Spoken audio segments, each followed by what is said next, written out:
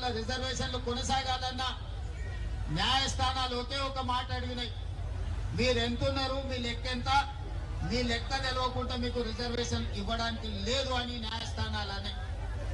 ఈ అంశాన్ని పాదయాత్ర సందర్భంగా మా సంఘాల సోదరులు రాహుల్ గాంధీ గారి దృష్టికి తీసుకెళ్లారు. రాహుల్ గాంధీ గారు మా అందరితో చర్చించినప్పుడు దీనికి శాశ్వతమైన పరిష్కారం జనగణనతో పాటు కులగణన జరగాలి, ఈ దేశంలో ఎవరు ఎంతమంది ఉన్నారో లెక్క తేలాలి, దామాష ప్రకారం నిధులు నియామకాలు చేపట్టాలి అనే ఆలోచన కాంగ్రెస్ పార్టీ నిర్ణయం తీసుకున్నది. ఇది కాంగ్రెస్ పార్టీ విధానపరమైన నిర్ణయం. ఒక్కసారి కాంగ్రెస్ పార్టీ విధానపరమైన నిర్ణయం తీసుకున్నప్పుడు రాహుల్ గాంధీ గారు స్పష్టంగా పాదయాత్ర సందర్భంలో చెప్పిండు, మేము ఎక్కడ అధికారంలోకి వచ్చిన వెంబడే కులగణన చేసి తీరుతాము, కేంద్రంలో కూడా ఎర్రకోట మీద జెండా ఎగిరేసి ఈ దేశంలో జనగణనలో కులగణను చేర్చి ప్రతి కులం యొక్క లెక్క తేల్చి ఉద్యోగ ఉపాధి అవకాశాలే కాదు రాజకీయ రిజర్వేషన్లు కూడా పెంచుతాం దామాష ప్రకారం అని చెప్పి రాహుల్ గాంధీ గారు చెప్పడం జరిగింది.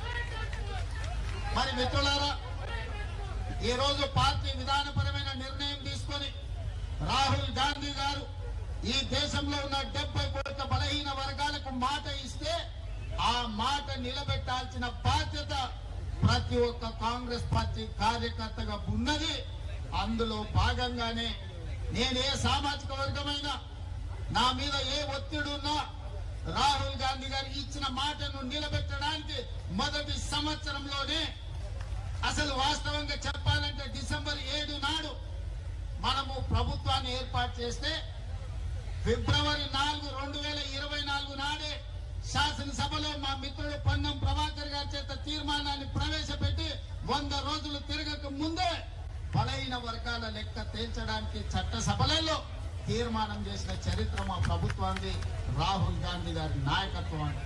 అక్కడి నుంచి మొదలుపెట్టి ఆ ప్రక్రియను ఫిబ్రవరి 4, 2025 నాటికి పూర్తి చేసి చట్టసభలలో ప్రవేశపెట్టినాం. అందుకే ఫిబ్రవరి 4 తారీఖును ఈ రోజు సోషల్ జస్టిస్ డేగా ఎప్పటికీ శాశ్వతంగా జరుపుకోవాలని రాష్ట్ర ప్రభుత్వం నిర్ణయం తీసుకొని ఫిబ్రవరి 4ను సోషల్ జస్టిస్ డేగా ఈ రోజు మనం నిర్ణయించుకున్నాం. మిత్రులారా, ఇవాళ మీరు ఆలోచన చేయండి, ఆనాడు తెలంగాణ ఉద్యమం జరిగిందే ఉద్యోగాల కోసం, ఉపాధి కోసం.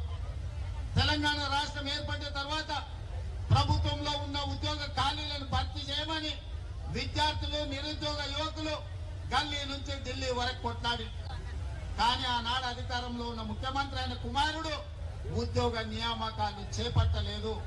ఎన్ని పోరాటాలు చేసినా, ఎంతమంది పిల్లలు కొట్లాడినా, ఎంతమంది పిల్లలు ప్రాణాలు ఇచ్చినా ఆనాడు అధికారంలో ఉన్న వాళ్లకు చెవికెక్కలేదు.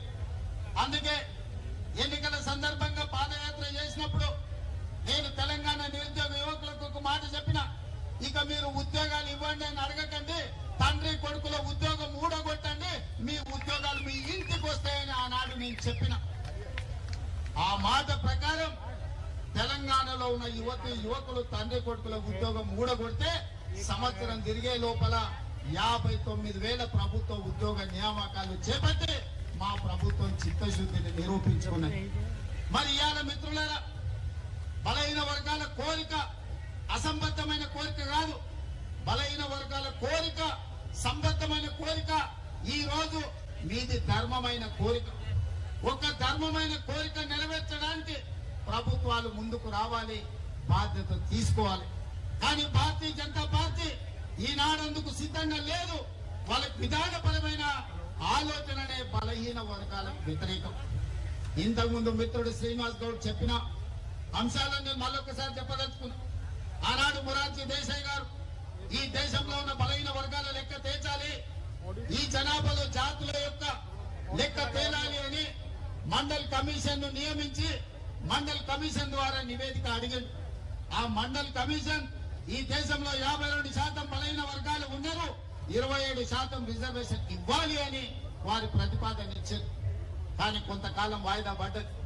విపి సింగ్ గారు వచ్చిన తర్వాత ఈ మండల్ కమిషన్ ను దుమ్ము దులిపి దీన్ని అమలు చేసి మొదలు పెడితే ఆనాడు భారతీయ జనతా పార్టీ కుట్ర చేసి మండల్ కమిషన్ కు వ్యతిరేకంగా కమండల్ యాత్రను చేపట్టి ఈ దేశంలోనే మండల్ కు వ్యతిరేకంగా కమండల్ విధానాన్ని తీసుకొచ్చింది భారతీయ జనతా పార్టీ.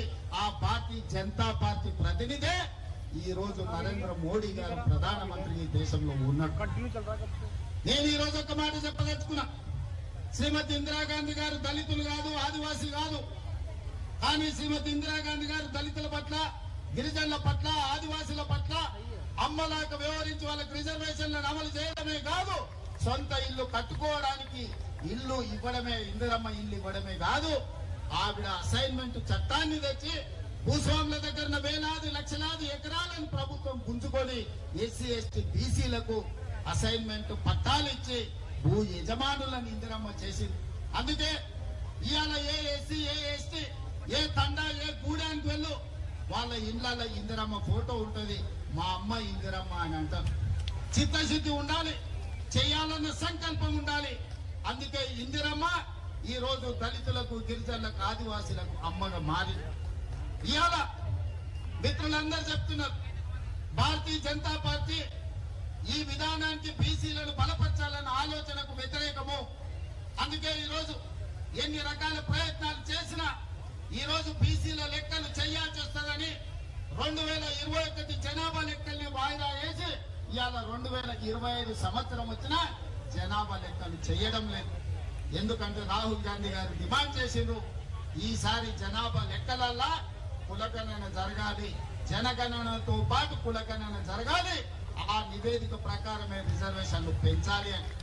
అందుకే ఈ రోజు బీజేపీ కుట్ర చేసి జనగణనను వాయిదా పెట్టుకుంటూ వస్తుంది. ఇది మనందరికీ తీర నష్టం. ఇది ఒక బలహీన వర్గాల సమస్య కాదు, ఇది బహుజనుల సమస్య. బహుజనులందరూ ఏకమై లెక్కలు తేలుస్తేనే తప్ప, మీ లెక్క పక్కాగా ఉంటే తప్ప మీకు ఉద్యోగ ఉపాధి, అదే విధంగా రాజకీయ రిజర్వేషన్లు పెరగవు. అందుకే మిత్రులారా, మనం అక్కడ గల్లీ నుంచి సంఘాలతో మాట్లాడినాం, సంస్థలతో మాట్లాడినాం, ప్రజా ప్రతినిధులతో మాట్లాడినాం. ప్రభుత్వం చర్చలు చేసింది, నివేదికలు తెప్పించింది, జనగణనలో కులగణన చేసింది.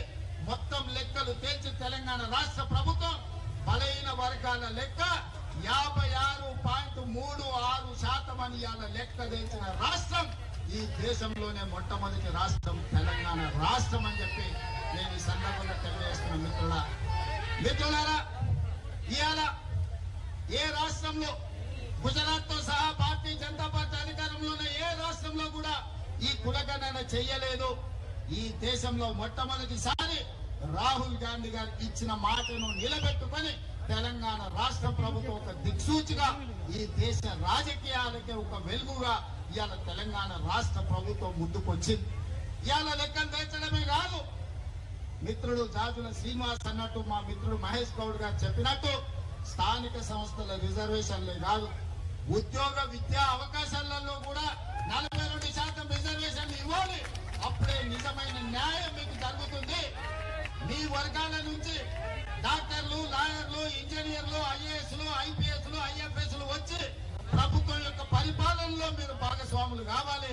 తెలంగాణ రాష్ట్ర అభివృద్ధిలో మీరు ముందు బాగా నిలబడాలి అని ఇవాళ ఉద్యోగ విద్యలో కూడా రిజర్వేషన్లు పెంచాలి అని ప్రభుత్వం నిర్ణయం తీసుకున్నది. ఇవాళ రిజర్వేషన్లు పెంచడం కేంద్ర ప్రభుత్వ పరిధిలో. అందుకే శాసనసభలో తీర్మానాన్ని ప్రవేశపెట్టి అన్ని రాజకీయ పార్టీలను సమన్వయం చేసుకొని ఏకగ్రీవ తీర్మానంతో ఈ రోజు కేంద్ర ప్రభుత్వానికి పంపించాం. నేను ఇప్పుడు అడుగుతున్న నరేంద్ర మోడీ గారు, అయ్యా మేము మా రాష్ట్రంలో చేసుకుంటామని అడిగినాం, మీ గుజరాత్ లో చేయమని మేము తీర్మానం చేయలే, మీ ఉత్తరప్రదేశ్ ప్రభుత్వంలో చేయమని తీర్మానం అడగలే, మీ మధ్యప్రదేశ్ లో మీ ప్రభుత్వంలో చేయమని అడగలే. మా తెలంగాణలో మా 4 కోట్ల ప్రజలల్లా మా బలైన వర్గాల సోదరులకు 42% రిజర్వేషన్లు ఇస్తాం, మేము మాకు అనుమతి ఇవ్వండి అని మేము తీర్మానం చేస్తే నరేంద్ర మోడీ గారు మీకు వచ్చిన కష్టమేందని నేను అడుగుతున్నా. నీ గుజరాత్ లో గుంట భూమి అడగలే, నీ రిజర్వేషన్ లో 1% మేము అడగలే. మేము మా తెలంగాణలో మా పిల్లల చదువులకు, మా పిల్లల ఉద్యోగాలకు, మా సోదరుల రాజకీయ అవకాశాల కోసం ఇవాళ మేము 42% రిజర్వేషన్ ఇస్తామని మా ప్రజలు ఎన్నుకున్న శాసనసభలో ఇవాళ మేము తీర్మానం చేసినాం. నీకేం కష్టం వచ్చిందని నేను అడుగుతున్న మోడీ గారిని. నీ దాంట్లో భాగస్వామ్యం అడగలే, ఢిల్లీలో నీ కుర్చీ కూడా మేము అడగలే, ఎర్రకోట మీద మేము జెండా ఎగరేస్తామని చెప్పలే. మా దగ్గర మా బలైన వర్గాల లెక్క తేలింది, మా రిజర్వేషన్లు పెంచుకుంటాం, మాకు అనుమతి ఇవ్వండి మోడీ గారు మహాప్రభు అని అక్కడి నుంచి తీర్మానం పంపించినాం. అయినా పలికలే. బండి సంజయ్ని కలిసిండు, ధర్మపురి అరవిందుని కలిసిండు, కిషన్ రెడ్డిని కలిసిండు. మా పిల్లలు విజ్ఞప్తి చేసిరు, మా సోదరులు డిమాండ్ చేసిండు. వాళ్ళు పలకలే, వాళ్ళు మళ్ళీ చూడలే. అందుకే ఇవాళ గల్లీలో ఉండి చెప్తే మీకు వినిపిస్తలేదు. అందుకే ఢిల్లీకి వచ్చి చెప్తాం, మోడీ గారు మీరు వినండి, జంతర్ మంతర్లో మా గొంతు వినిపిస్తున్నాం. ఇవాళ ఢిల్లీకి వచ్చినాం. ఆనాడు కురుక్షేత్రం సందర్భంగా ఒక మాట చెప్పిండు, ఆయనను పోయి రావలే హస్తినకు అని. ఆయనను పోయి రావలేను హస్తినకు అని యుద్ధానికి ముందు, కురుక్షేత్ర యుద్ధానికి ముందు పెద్దలు చెప్పారు. దాంట్లో భాగంగానే మా బలైన వర్గాల సోదరులతో కలిసి ఆయనను హస్తినకు వచ్చింది. ఈ రోజు ప్రధానమంత్రి గారు మీరు వినండి, మీరు మా గుండె సప్పుడు వినండి, మా ఆలోచనలు పంచుకోండి, మాకు అనుమతి ఇవ్వండి, అప్పుడు మీ గౌరవం ఉంటుంది. అదే తెలంగాణకు మిమ్మల్ని పిలిచి పార్టీలకు అతీతంగా 10 లక్షల మందితో బహిరంగ సభ ఏర్పాటు చేసి ప్రధానమంత్రిగా మిమ్మల్ని సన్మానించే బాధ్యత నేను తీసుకుంటా. మా రాష్ట్రంలో మాకు అనుమతి ఇవ్వండి, మేము సిద్ధంగా ఉన్నాం అమలు చేయడానికి. చట్టం అధికారం నీ చేతుల్లో ఉంది కదని మా మీద ఆధిపత్యం చెలాయించాలని ఆలోచన చేయకు. మా మీద ఆధిపత్యం చెలాయించాలనుకుంటే నిజాంలకు రజాకర్లకు ఏ గతి పట్టిందో మీరు చూసారు. ఉమ్మడి రాష్ట్రంలో ఏం జరిగిందో మీరు చూసారు. తెలంగాణ రాష్ట్రంలో గడీల నుంచి పరిపాలన అందించాల్సిన వాళ్ళు ఇవాళ ఎక్కడున్నాడో చూసారు. ఇవాళ ఢిల్లీలో గద్దె మీద ఉన్నామని మీరు అనుకుంటున్నారు. రావాలి మళ్ళీ మా గల్లీలోకి, మీరు మీ వాళ్ళు మా గల్లీలోకి రావాలి. మీరు ఎప్పుడు ఢిల్లీలో ఉండరు, మళ్ళా రావాలి. మళ్ళా వచ్చినప్పుడు మా చేతికి దొరుకుతారు. మీరేం మర్చిపోవద్దు. మా బలైన వర్గాల సోదరులు చిన్న సాయం చేస్తే కూడా జీవితాంతం గుర్తుపెట్టుకునే జాతులు. ఆకలి మీద వస్తే బుక్కలు పువ్వ పెట్టినా, ఎండన వస్తే గిలాస మంచినీళ్ళు ఇచ్చినా మా బలైన వర్గాలు జీవితకాలం గుర్తుపెట్టుకునే జాతులు ఇది.